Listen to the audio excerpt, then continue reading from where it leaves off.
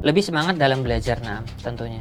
Ketika nanti tentunya kita belajar di luar negeri, ada tantangan dan ujian nanti yang dihadapi. Nah, pastinya itu menjadi suatu hal yang perlu kita hadapi. Jadi ya perlu semangat terus belajar. Nah, karena bahkan ke luar negeri pun bakal ada godaan-godaannya.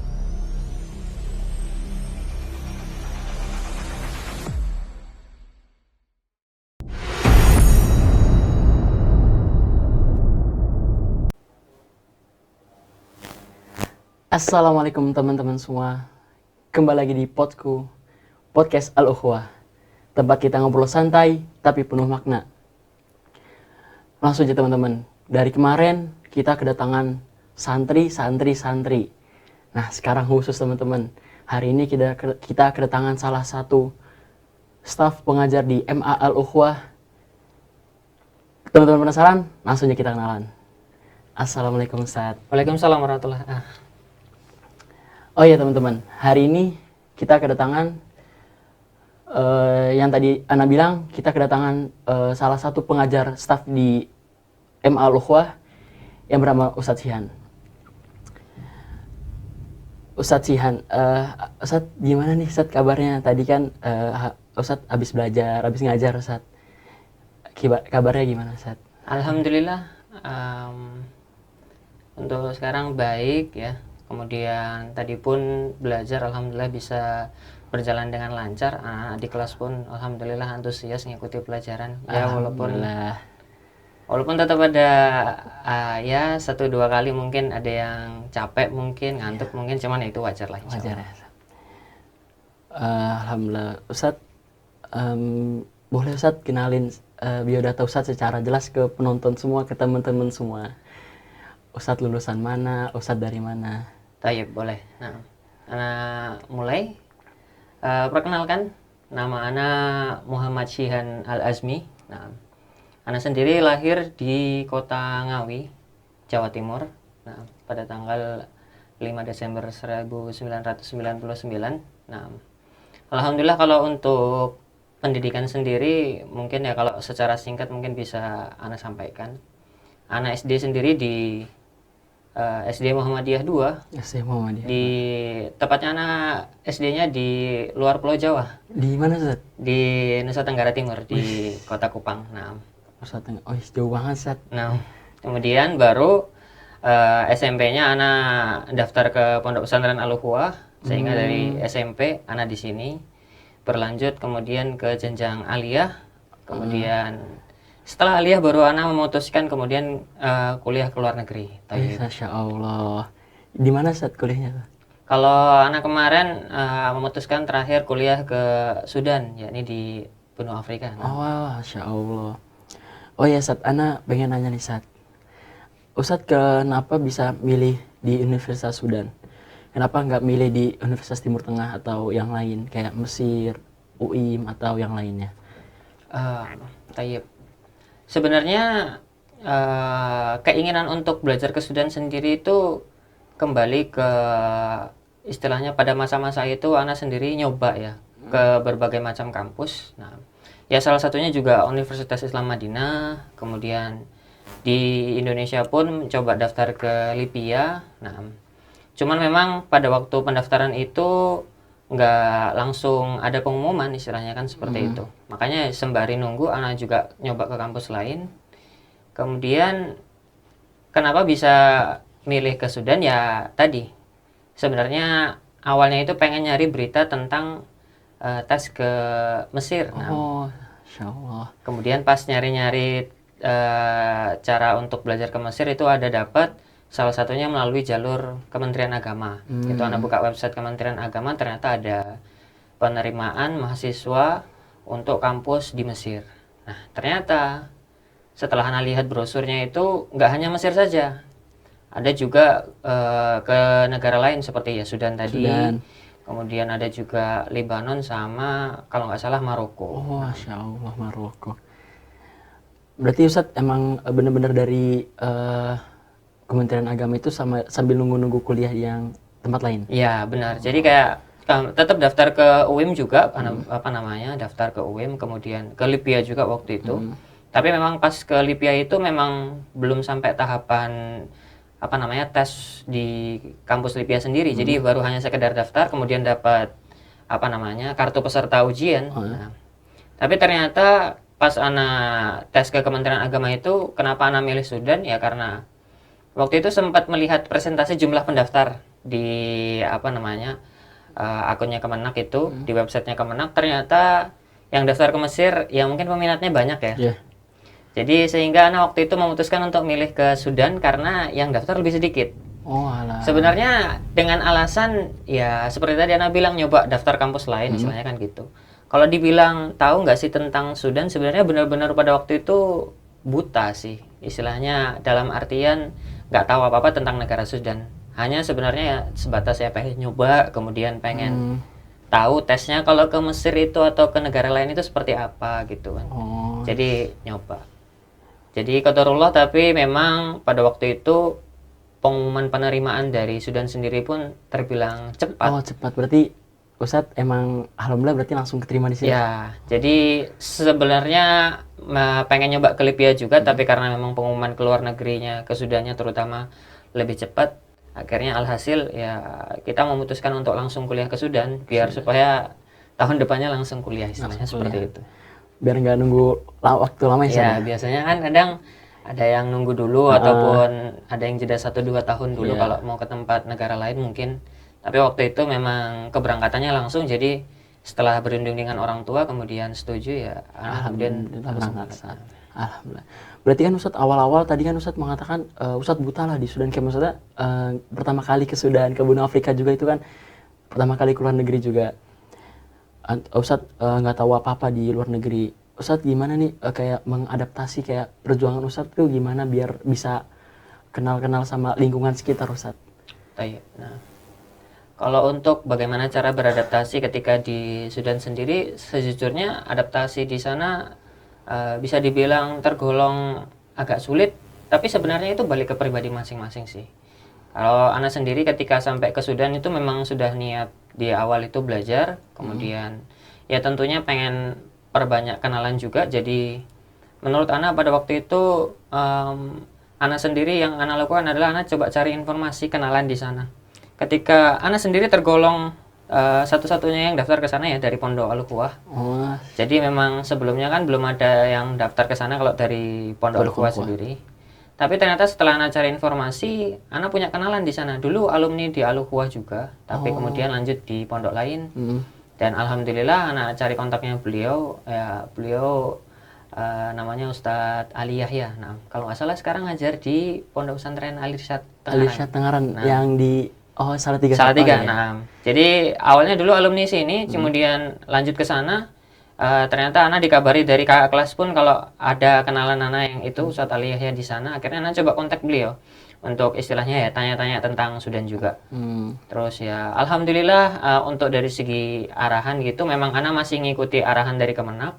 Tapi memang berkat bantuan dari Ustadz Ali Yahya juga akhirnya Ana bisa ya sedikit banyak beradaptasi lah. Berarti Ustadz di sana udah ada temennya nih Ustadz? Ya, istilahnya ada temannya. Oh ya, tadi Ana lupa nih Ustadz nanya pertanyaan awal. Ustadz itu kan alumni Al-Ukhuwah, MA Al-Ukhuwah dan MTS Al-Ukhuwah. Itu Ustadz angkatan berapa Ustadz? Kalau MTS-nya Ana kalau nggak salah itu angkatan 4. Wih, masih awal-awal sih. Ya, masih awal-awal. Kemudian kalau yang aliyahnya itu kalau nggak salah angkatan ke-6. Angkatan ke-6. Berarti Ustadz masih dekat sama angkatannya Ustadz Rias? Nah, masih dekat sama angkatannya Ustadz Rias, Ustadz Saifullah juga. Ustadz Abil? Ya, Ustadz Abel. Kalau Ustadz Abel barengan Ustadz. Jadi barengan Ustadz. Satu angkatan. Kalau Ustadz Saifullah itu kakak kelas Ustadz atau adik kelas Ustadz? Kalau Ustadz Saifullah kakak kelasnya Ustadz. Jadi bisa dibilang barengannya Ustadz Rias. Barengan Ustadz Rias. Masya Allah. Lanjut aja teman-teman. Tadi kan kita nanya ke alumni ya. Sekarang kita lanjut pertanyaan berikutnya. Beliau, Ustadz ada ngasih nih tips masuk Universitas Timur Tengah? Kalau tips untuk ke kampus Timur Tengah sendiri, apa ya? Mungkin Ana bisa bilang, terkadang orang-orang itu kan menganggap belajar di luar negeri itu persyaratannya tinggi ya. Dalam artian mungkin kita harus punya nilai tinggi, terutama dalam belajar. Ya memang itu menjadi modal penting juga. Nah, tapi dalam kasus Ana sendiri, Ana memang apa namanya awal itu mencoba untuk berani. Karena yang namanya belajar ke luar negeri kan sebenarnya kita nggak tahu ya rezeki kita atau bukan, tapi ya tentunya asalnya dicoba dulu. Nah, jadi kalau menurut Ana mungkin banyak juga santri-santri yang apa namanya minder karena mungkin ngerasa nilainya kurang ataupun seakan-akan mungkin melihat standar luar negeri itu tinggi ya. Sehingga apa namanya dari situ pun timbul akhirnya rasa untuk nggak berani daftar ke luar negeri. Jadi kalau bisa saran sih tips yang pertama itu berani coba dulu untuk belajar ke luar negeri. Berani coba dulu teman-teman, kata Ustadz Shihan. Terus Kalau selanjutnya ya tentunya nanti apa namanya belajar di luar negeri itu bisa Ana bilang ya tidak mudah dalam artian ya setiap apa namanya tempat belajar itu pasti punya cobaan masing-masing. Yang pastinya di setiap cobaan itu ya bagaimana mungkin kita bisa memposisikan diri kita untuk bisa tetap sabar karena memang belajar itu kan nggak sebentar ya. Terkadang mungkin dari satu sisi ambil contoh mungkin kita lihat belajar di Timur Tengah ya mungkin alhamdulillah kalau kita dapat fasilitas enak tapi ya mungkin ujiannya adalah mungkin jauh dari orang tua ataupun ya bisa dibilang jauh dari keluarga juga ya sehingga kadang kalau nggak punya kenalan ataupun nggak bisa berbaur dengan teman-teman pastinya nanti sulit istilahnya seperti itu. Tapi ya kalau misalkan apa namanya punya kenalan banyak kemudian kita punya teman banyak insya Allah nanti kedepannya belajarnya bisa lebih mudah istilahnya insya gitu. Allah. Ustadz, tadi kan Ustadz mengatakan fasilitas katanya di fasilitas di Sudan itu bagaimana Ustadz? Apakah sama emang kayak di Timur Tengah kayak di Universitas Islam Madinah atau sama yang lain atau emang di Sudan itu berbeda? Toyib. Nah, kalau berbicara tentang beasiswa Ana sendiri, nah sejujurnya ketika penerimaan itu Ana dikabari bahwasanya Ana mendapatkan beasiswa penuh. Nah, jadi bisa dibilang ya minhah kamilah. Apa fasilitas maksudnya? Oke, nah ini nanti bergantung dengan fasilitas. Iya. Nah, ternyata setelah apa namanya masuk ke kampus, nah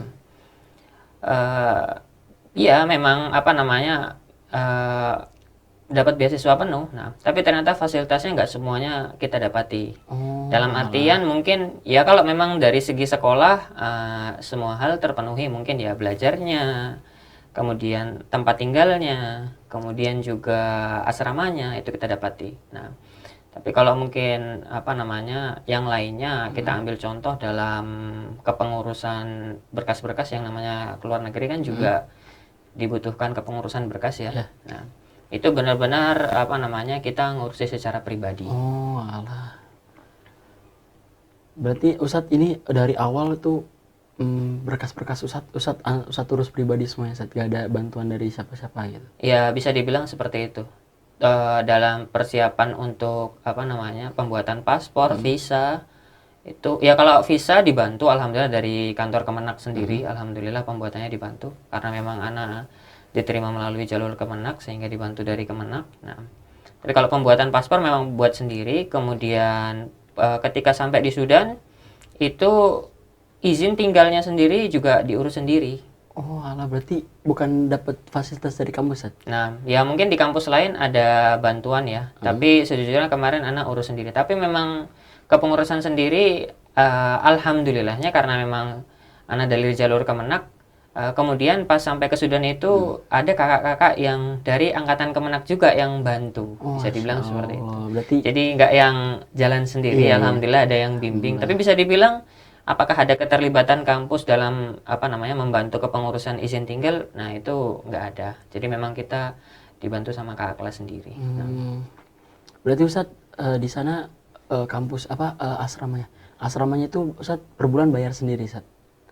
Bisa dibilang gratis. Nah kalau untuk asramanya, tapi kalau memang dari mahasiswanya sendiri memutuskan untuk tinggal di luar misalnya. Karena ya satu dua lain hal mungkin nggak kurang cocok dengan cuaca di asrama mungkin atau mungkin ya dengan lingkungan di asrama mungkin ya ada berbagai macam hal sebenarnya akhirnya mungkin dia memutuskan untuk tinggal di luar maka nanti ya pastinya membayar sewa uang rumah sendiri. Nah, Insya Allah. Ustadz, tadi kan Ustadz udah cerita lah tentang tips masuknya. Nah, sekarang Ustadz gimana nih Ustadz suka duka Ustadz belajar di Sudan tuh gimana Ustadz? Tayyip. Nah, sejujurnya seperti yang Ana sampaikan di awal ya bahwasanya memang Ana sendiri sebenarnya nggak tahu tentang negara Sudan, hanya bermodalkan ya istilahnya mencoba kemudian berani. Ternyata sampai ke Sudan sendiri pun bisa Ana bilang bahwasanya ya hal yang didapati di Sudan itu mungkin tidak sesuai ekspektasi. Nah, dalam arti ya tapi sebenarnya dari situ nanti Ana belajar. Nah, ya karena setiap orang yang belajar ke luar negeri kan pasti punya harapan, istilahnya nanti mungkin mendapatkan fasilitas seperti ini, seperti itu. Nah, ataupun kemudahan dalam seperti ini, seperti itu. Ya. Tapi ternyata pas sampai di Sudan ternyata Masya Allah ya karena memang secara iklim pun beda. Nah, sehingga pun mungkin ya di sana ada ketidakcocokan dalam apa namanya adaptasi di awal-awal itu. Jadi mungkin bisa dibilang seperti apa namanya cuaca yang sangat panas. Mungkin kalau di Indonesia 30 derajat lebih ya, mungkin 35, 38. Tapi kalau di Sudan sendiri itu sampai 40 derajat sampai 42. Nah, Masya Allah, berarti Ustadz hujannya berat banget di sana, Ustadz.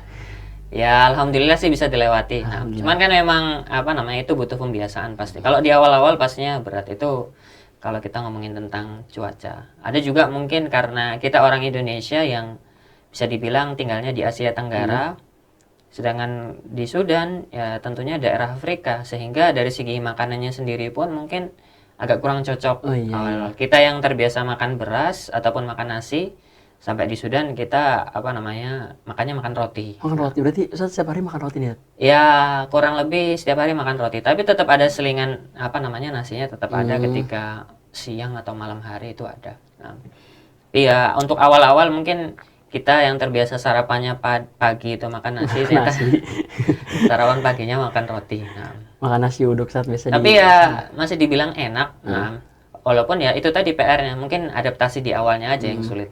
Bisa dibilang seperti itu. Berarti di akhir-akhirnya berarti Ustadz udah enak, Ustadz? Ya bisa dibilang alhamdulillah apa namanya bisa mengikuti kultur dan apa namanya kebiasaan dari orang-orang setempat istilahnya seperti itu.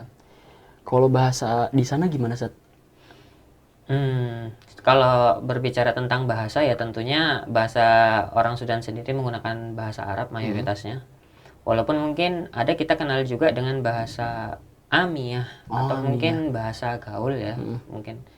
Ya, tapi sejujurnya orang-orang di Sudan sendiri bisa Ana bilang banyak yang bisa bahasa Arab ataupun dalam artian bahasa Arab yang fushah yang baku. Yang kita pelajarin di Indonesia. Yang kita pelajari di Indonesia, yang kita pelajari sehari-hari, itu kan bisa disebut bahasa Arab fushah, yang mana mungkin kalau di negara-negara lain belum tentu setiap orang itu paham, karena mungkin lebih sering menggunakan bahasa Amiyah tadi ya. Tapi kalau di Sudan, alhamdulillah orang-orangnya sendiri pun ketika berbicara menggunakan bahasa Arab fushah, bahasa Arab baku itu alhamdulillah mereka bisa. Dan ketika kita berbicara dengan bahasa fushah, itu menjadi ciri khas tersendiri bahwasanya kita itu seorang thalib, seorang mahasiswa. Nah, jadi ketika kita berbicara dengan fushah, langsung pasti ditebak. Ya, anta thalib? Nah, apakah engkau seorang mahasiswa atau murid? Nah, ya kita jawab nah. Karena sudah menjadi identitas seperti itu. Nah, berarti masyarakat sana sudah terbiasa saat kalau misalnya ada mahasiswa yang pakai bahasa fushah, berarti itu emang dikenal dengan mahasiswa. Nah, ya, karena memang notabene orang sana kan tetap ya seperti tadi ada yang berbicara dengan Amiyah, bahasa sehari-hari ya, sehingga kebanyakan mereka mungkin lebih banyak atau berbicara dengan sesama penduduk asli setempat pastinya menggunakan bahasa Amiyah, atau bahkan mungkin bisa mereka juga berbicara dengan bahasa sebutannya bahasa Dariji ya. Bahasa apa sih? Dariji. Dariji. Itu bahasa orang asli Sudan. Cuman sejujurnya Ana juga nggak bisa. Atau bahkan bahasa Amiyah sendiri pun apa namanya nggak bisa lah istilah. Dalam artian nggak lancar lah. Tapi kalau bahasa Arab Fusha ya karena orang sana bisa bahasa Arab Fusha juga, jadi kita memang lebih mengedepankan untuk menggunakan bahasa Arab Fusha istilahnya seperti itu. Tapi Ustadz berarti Ustadz bisa bahasa Amiyah dong, Ustadz? Ya bisa tapi nggak yang jago istilahnya seperti itu, tapi ya bisa sedikit-sedikit. Masya Allah. Tadi kita udah bahas suka duka tips masuk Universitas Timur Tengah juga udah. Terus Ustadz kenapa bisa masuk lulusan sana? Ustadz, kita udah semua. Nah kita langsung pindah nih Ustadz. Kita pindah ke masuk Indonesia lagi nih, kita tentang Indonesia. Ustadz tadi kan Ana sebutkan kayak Ustadz tuh sekarang jadi staf di MA Al-Ukhwah ini. Ustadz tuh gimana pengalaman Ustadz jadi staf pengajar di Al-Ukhwah ini? Ustadz ada nggak sih penyesalan Ustadz ngajar di sini? Hmm, kalau bagaimana cara Ana kemudian jadi staf pengajar di sini, sejujurnya ketika Ana lulus itu di tahun 2023, nah alhamdulillah. Kemudian setelahnya itu ya tentunya setelah lulus biasanya seperti kebanyakan mahasiswa ya ini masuk ke dunia kerja. Nah, kemudian setelah lulus itu ditawarkan untuk ngajar, tapi nggak langsung ngajar ke sini ke Pondok Pesantren Al-Ukhwah. Karena dulu sempat ditawari dulu ngajar di Pondok Pesantren Al-Furqon Gresik. Oh Nah, alah, Masya Allah. jadi ya sebenarnya bukan karena gimana-gimana, bukan karena apa. Jadi karena sejujurnya Ana juga awalnya minder. Ana kan bisa dibilang baru lulus ya. Istilahnya fresh graduate, baru banget lulus, jadi belum punya pengalaman kerja. Tapi kemudian apa namanya ditawarkan di sana, ya alhamdulillah itu jadi pengalaman buat Ana. Awalnya pengen nolak karena nggak percaya diri ya.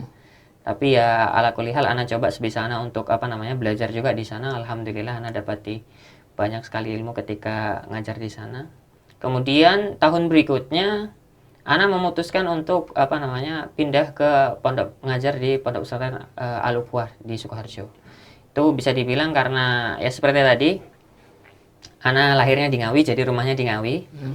Kemudian ketika apa namanya tahun berikutnya itu ada tawaran dari Pondok Pesantren Al-Ukhwah sendiri, terutama dari teman Ana tadi Ustadz Abel ya. Abel. Nah, mengabarkan kalau di sini apa namanya ada lowongan pekerjaan, apakah mau bareng kerja istilahnya kan gitu, ngajak untuk bisa kerja bareng di sini. Nah, kemudian setelah Ana coba berbicara, kemudian pertimbangan juga ya memang karena dari segi jarak juga antara rumah dengan Al-Ukhwah sendiri lebih dekat ya. Kalau misalkan dari Ngawi ke Gresik tentunya lebih jauh. Nah, sehingga dari situ kemudian Ana memutuskan mulai ngajar di Pondok Pesantren Al-Ukhwah. Nah, Itu di tahun berapa Ustadz? Di Pondok Pesantren Al-Ukhwah. tahun 2024 berarti. Berarti tahun kemarin Ustadz? Nah, alhamdulillah sudah 1 tahun ya, jalan 2 tahun ngajar di sini. Masya Allah teman-teman, kita tadi udah bahas tentang perjalanan Ustadz Jihan dari awal beliau daftar Al-Ukhwah terus sampai Ustadz Jihan ngajar di Al-Ukhwah. Oh iya Ustadz tuh berarti emang dari awal tuh udah dari SMP ini emang udah disuruh mondok di Al-Ukhwah ini atau ada yang lain Ustadz? Dari awal itu kalau ke pondok sendiri sebenarnya bisa dibilang pilihan Ana, karena ngerasa istilahnya apa ya, ya pengen mondok aja waktu itu. Ketika di SMP itu ketika ditawarin sebenarnya seperti mungkin banyak juga orang tua yang lainnya yang mungkin nawarkan ke sekolah favorit ya. Ana juga dulu sebenarnya sempat ditawarkan belajar di SMP favorit di Nusa Tenggara Timur. Nah, tapi kemudian karena ada tertarik untuk belajar mondok, kemudian Ana memutuskan belajar mondok. Nah, jadi ketika itu di tahun 2011 kalau nggak salah. Nah, kemudian Ana coba daftar ke sini, alhamdulillah bisa masuk ke MTS. Nah, terutama ke MTS. Nah, masuknya 2011. Nah, Masya Allah, berarti Ustadz emang udah dari pilihan orang tua Ustadz? ya bisa dibilang pilihan dari orang tua juga menyarankan ke pondok, Ana pun setuju. Jadi memang sebenarnya nggak ada paksaan sama sekali untuk belajar ke pondok ya, istilahnya seperti itu. Masya Allah, berarti emang pilihan orang tua itu emang bagus Ustadz ya? Nah, bisa dibilang bagus. Nah, oh iya Ustadz, tadi kan kita udah dari awal nih Ustadz kayak udah inilah biodata Ustadz segala macem. Oh ini Ustadz, ada nggak sih Ustadz motivasi Ustadz buat teman-teman yang pengen daftar di Universitas Timur Tengah atau Universitas luar negeri lainnya? Kalau untuk motivasi sendiri, nah, Ana bisa sampaikan tentunya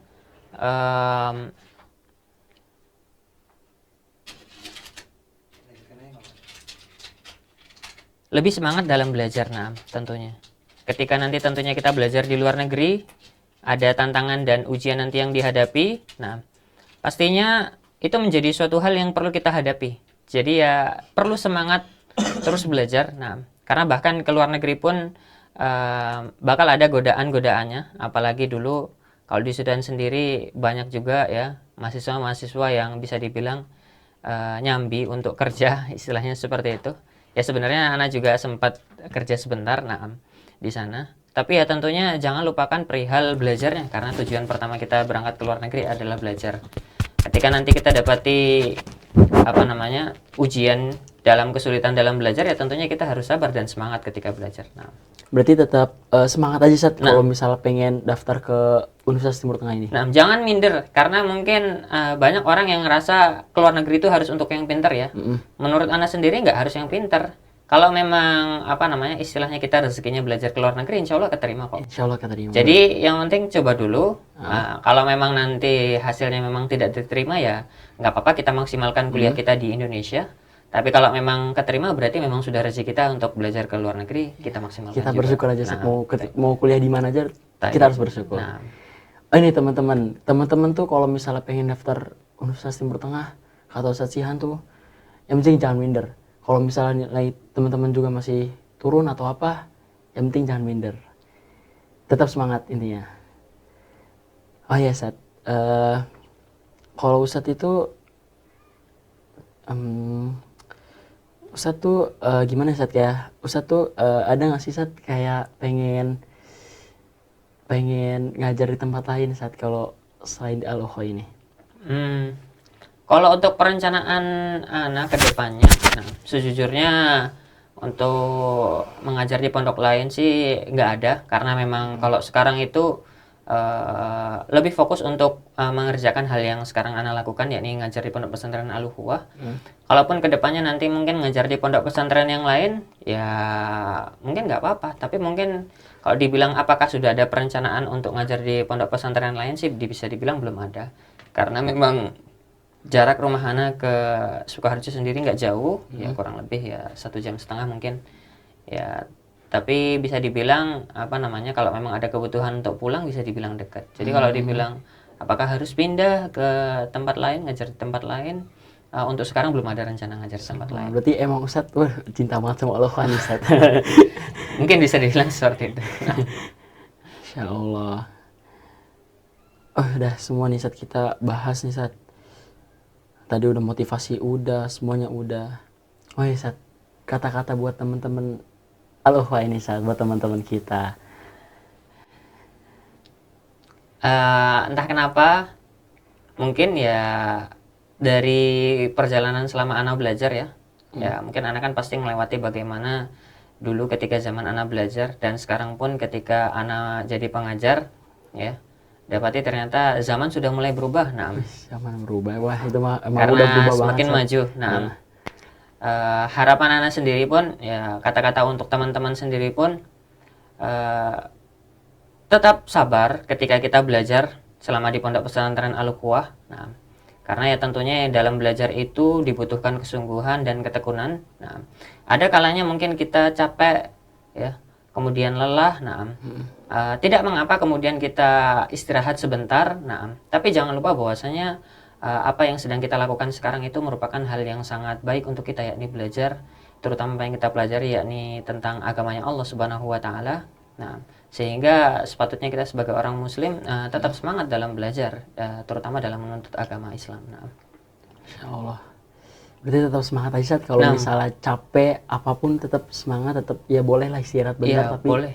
Lanjut terus Ustadz. Lanjut terus. Kalau ada mungkin kegiatan di sekolah seperti refreshing, mungkin futsal ataupun ekskul yang lainnya, Ana sarankan malah untuk ikut istilahnya. Karena memang itu sebenarnya menjadi ajang bagaimana cara kita merefleksikan diri. Karena kalau misalnya kita melakukan suatu hal secara terus-menerus, pasti akan datang rasa jenuh, rasa bosan. Tapi ketika kita selingi dengan kegiatan-kegiatan yang lain yang mungkin sifatnya di luar sekolah, ya seperti ekstrakurikuler tadi, ya Ana sarankan kalau bisa ikut juga, supaya setidaknya sedikit banyak menghilangkan rasa bosan yang kita alami. Berarti dulu ikut nih sering main futsal di pondok sini. Ya alhamdulillah sering futsal. Kemudian juga seperti turnamen juga yang diadakan oleh pengurus pondok juga sempat ikut. Ya dulu sempat ikut salah satu tim.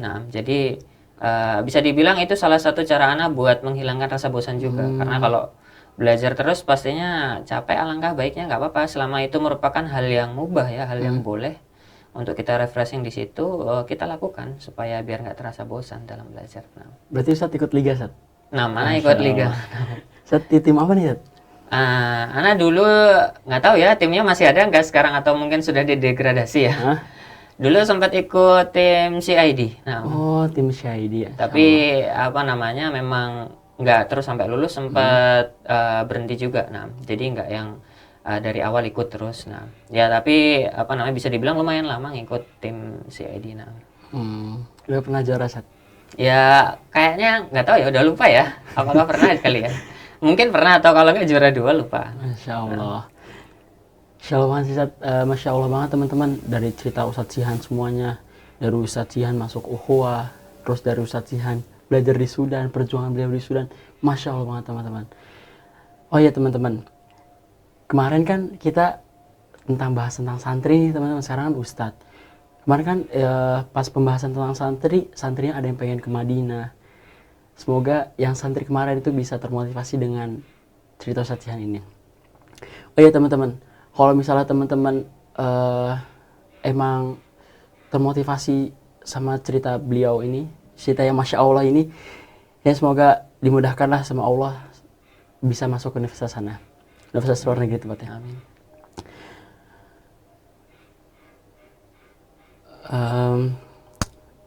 Insya Allah ya, kita udah bahas banyak banget Sat, cerita Ustadz ini.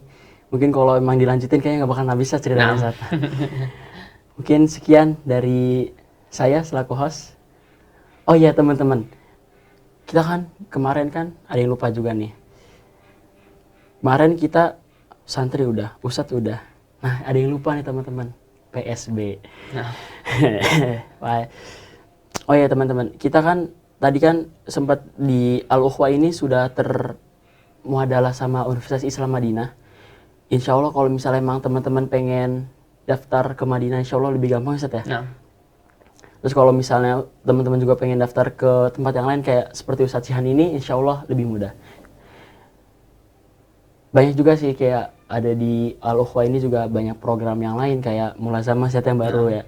Terus kalau program baru Mulazamah, terus kita di Pondok Pesantren Al-Ukhwah ini ada Madrasah Tahfidzul Quran MTS, tapi yang bagian tahfidz juga yang khusus tahfidz. Terus kalau MA ini ada 2, ada program Mulazamah dan katanya ada yang baru Ustaz, yang bahasa Arab itu. Nah, Thayyib itu program baru untuk menjembatani anak-anak yang mungkin bisa dibilang bahasa Arabnya ya masih belum terlalu mahir, tapi bisa dibilang bisa. Itu nanti insya Allah ada kelas yang dikhususkan untuk supaya bisa mendongkrak apa namanya kemampuan dalam bahasa Arab. Nah, nih teman-teman, kalau teman-teman bahasa Arabnya bisa tapi menurut teman-teman itu kurang, bisa masuk ke program Madrasah Aliyah yang bahasa Arab. Tapi kalau misalnya emang teman-teman dari luar kayak SMP umum, teman-teman bisa daftar ke TBA Ustaz. nah, Ke Takhusus Lughatul Arabiyyah. Sekian teman-teman. Aduh, kalau misalnya PSB-nya dilanjutin nih kayaknya nggak bakal habis teman. Dari TK ada, SD, SMP, SMA, kuliah sekarang juga ada. Kuliah tapi baru setahun teman-teman. Tapi kalau misalnya teman-teman pengen daftar sini, wah Masya Allah, di sini udah satu juga Fakultas Syariah Ustaz. Fakultas Syariah. Oh iya ada lagi, Idat Duat sama Idat Muhafizin Idat Muhafizat. Itu kayak persiapan kader dai dan menghafal Al-Quran. Udah sih itu aja ya teman-teman. Capek nih kalau emang kita jelasin secara lebar tentang Al-Ukhwah ini. Dari tempatnya, dari apa, udah enak semua. Masya Allah lah. Sekian dari saya, selaku host, Khalid Abdul Rahman. Sampai ketemu di episode berikutnya. Wassalamualaikum warahmatullahi wabarakatuh. Waalaikumsalam warahmatullahi wabarakatuh.